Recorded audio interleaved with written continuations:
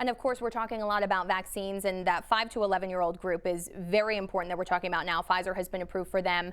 And so far, we're waiting on Moderna and Johnson & Johnson for something like that. But what does this do to expand the safety precautions in terms of vaccines for that 5 to 11-year-old group? As we know, so many kids are going to be seeing grandparents as we come up on the holidays like this. Well, when I speak to my colleagues, the pediatricians, they tell me families are very, very aggressively getting their kids vaccinated just for that reason, so that they can go to Thanksgiving with even one dose of vaccine still being helpful to prevent infection.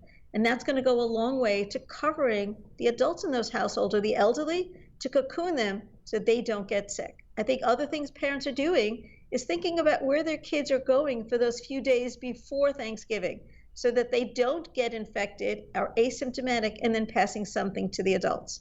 Any other precautions they should be taking when either in the home with elderly grandparents or on their way there, anything like that?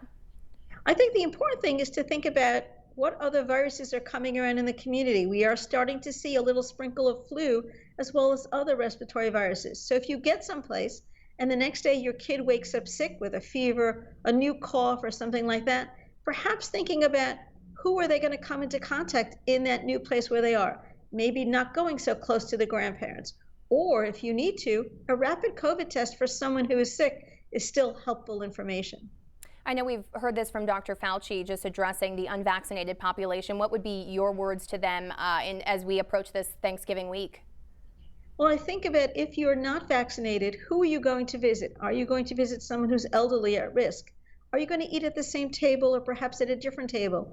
Remember, before we had vaccines, people did try to get together, and we had a lot of precautions in place. Don't sit at the same table. Don't sit next to them. Sit in a different room or at least 6 feet away from those people and keep the windows open. So if you are having unvaccinated people in your home for whatever reason that they were unable to get a vaccine at this time, think about where they're going to be sit in relation to those who are so at high risk for getting COVID. If people were on the fence about getting a vaccine and actually were going to do that before traveling for Thanksgiving, how many days do they need to wait before this is considered effective before going to see people for the holidays?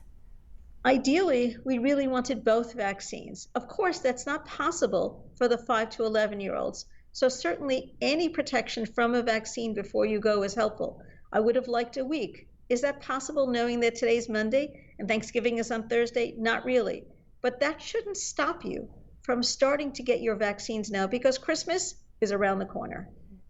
And I also want to talk about the 2 antiviral pills at this point, Pfizer and Merck. What at this point is the new information here? What should we know? I think this is a real turning point for the pandemic. It makes us think a little bit more, maybe it's like flu, because if I have a vaccine to prevent and I have a medication to treat, that will also help turn the corner for cutting down on how many new infections occur.